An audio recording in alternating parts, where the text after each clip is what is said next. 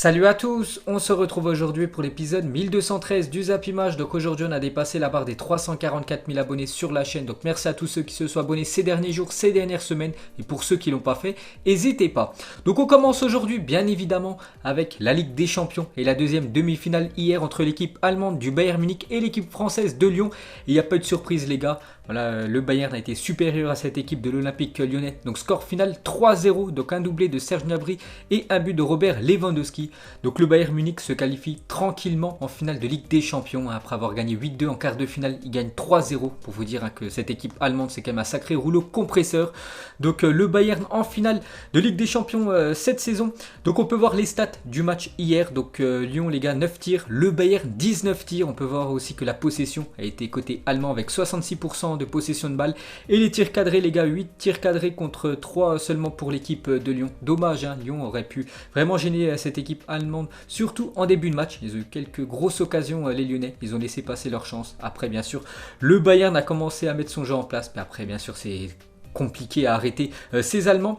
Donc on continue les gars avec le Bayern Munich. Quelle machine les gars cette saison en Ligue des Champions. Regardez ces stats incroyables. Donc 10 matchs, 10 victoires, 42 buts marqués sur cette saison de Ligue des Champions. On peut voir tous les scores du Bayern en Ligue des Champions. On peut voir un 7-2 du côté de Tottenham. On peut voir un 6-0 du côté de l'Étoile Rouge de Belgrade. Ou même ce 8-2 contre l'équipe du FC Barcelone en quart de finale. Incroyable.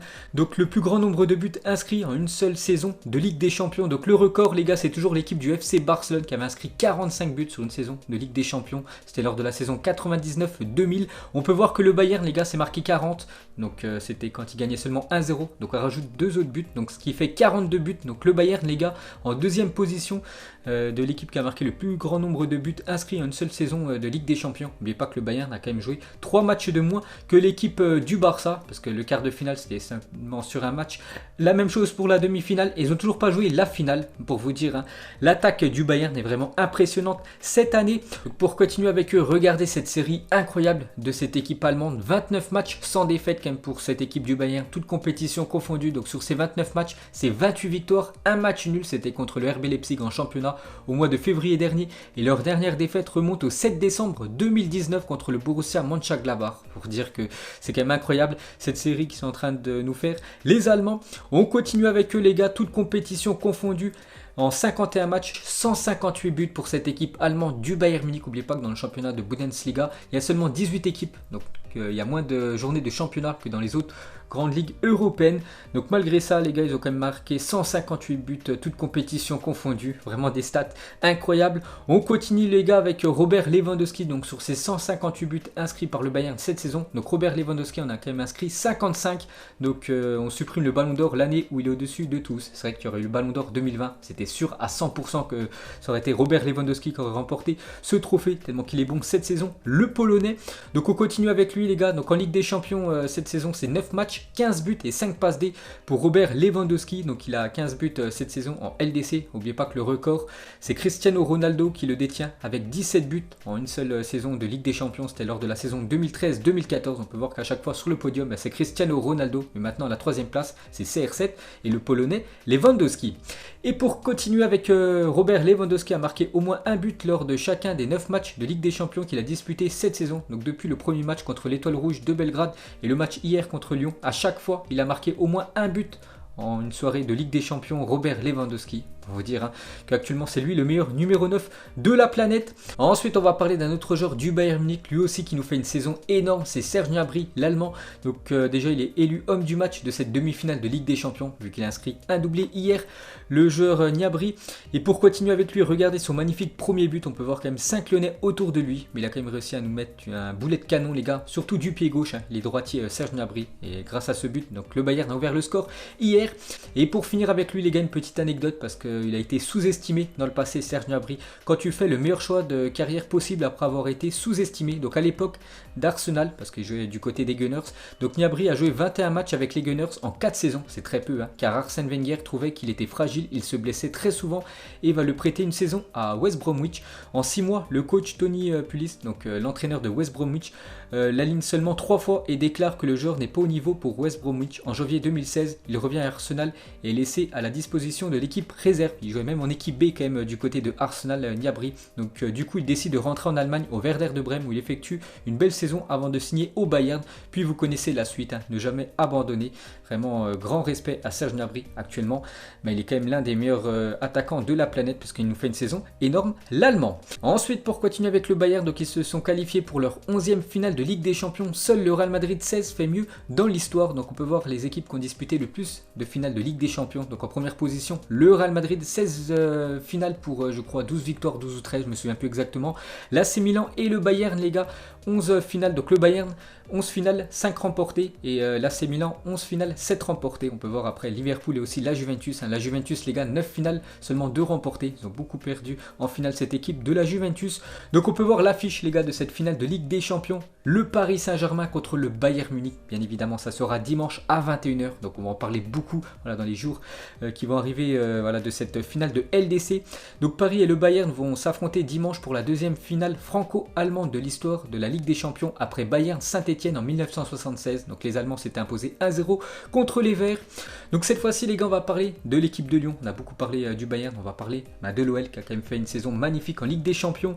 Donc la une aujourd'hui du journal de l'équipe, c'est marqué retour sur terre après avoir éliminé la Juventus, après avoir éliminé Manchester City. Le Bayern, c'était trop costaud pour cette équipe française.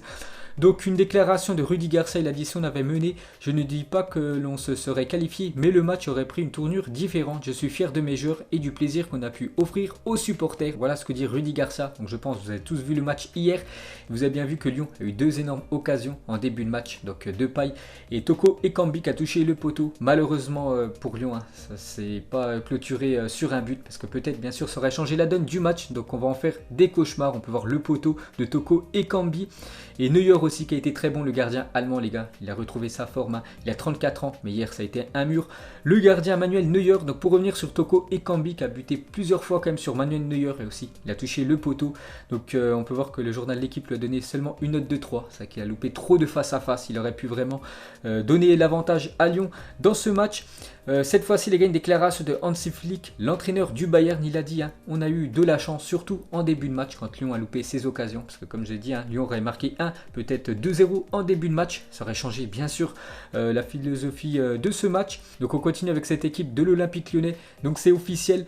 Lyon ne sera pas européen la saison prochaine, une première depuis 1996. Ni d'Europa League, ni de Ligue des Champions pour cette équipe de Lyon. Donc ils vont se concentrer à 100% sur le championnat en espérant qu'ils finissent sur le podium la saison prochaine. Parce que Lyon, les gars, c'est une équipe qui doit jouer normalement la LDC chaque saison. On continue, les gars, avec le jeune Ryan Cherki qui a fêté il y a quelques jours ses 17 ans. Devient le plus jeune joueur de l'histoire à participer à une demi-finale de Ligue des Champions. Donc félicitations à lui. Donc on continue avec l'Olympique Lyonnais et on va les féliciter parce qu'ils ont fait une saison exceptionnelle. Donc immense bravo à Lyon pour son parcours exceptionnel cette saison en Ligue des Champions. Entre le PSG et Lyon, la France a magnifiquement été représentée cette saison en Europe. Donc le Paris Saint-Germain en finale de Ligue des Champions, Lyon en demi-finale. Donc vraiment félicitations aux deux clubs français. Donc du coup, grâce à l'élimination de Lyon, l'Ajax Amsterdam est qualifié pour la phase de groupe de Ligue des Champions 2020-2021. Donc ils sont qualifiés directement, sinon ils auraient dû jouer les barrages. Donc tant mieux pour eux que Lyon s'est fait éliminer. Ils joueront la saison prochaine la LDC.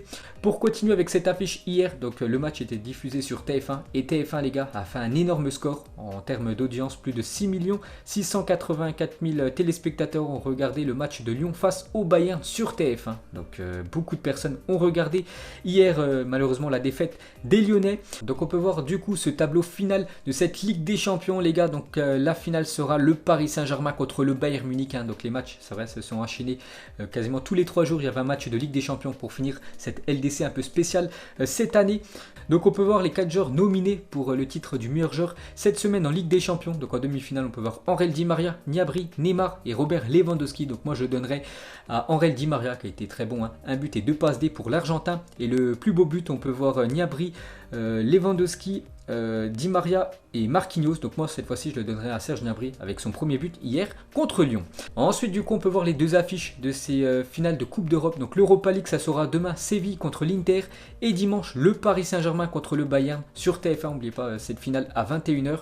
Donc on va parler de la Super Coupe d'Europe prévue le 24 septembre prochain en Hongrie. Ne devrait pas se jouer à huis clos. L'UEFA pourrait autoriser la présence de supporters à hauteur de 30% de la capacité du stade de Budapest soit 20 000 spectateurs pour assister à cette super coupe d'Europe. N'oubliez pas, c'est le vainqueur de la Ligue des Champions contre le vainqueur de l'Europa League.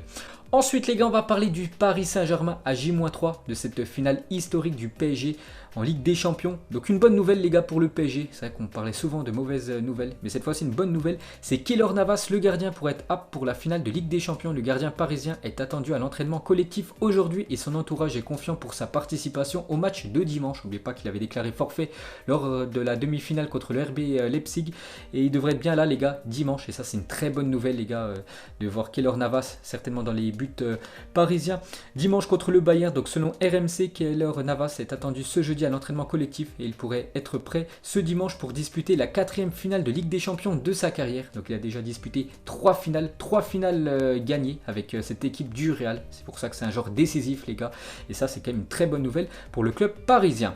Et l'autre bonne nouvelle les gars, donc point médical sur le PSG, l'hécatombe recule. Donc Navas, qu'on a parlé juste avant, devrait revenir aujourd'hui à l'entraînement.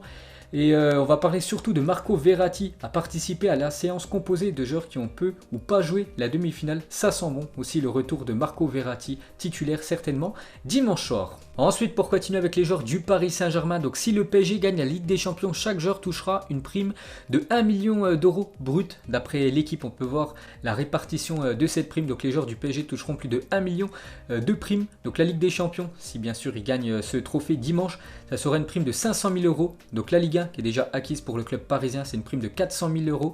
La Coupe de la Ligue, 50 000, et la Coupe de France, pareil, 50 000 aussi. Donc s'ils gagnent bien sûr cette Ligue des Champions, c'est le jackpot pour les joueurs du PSG.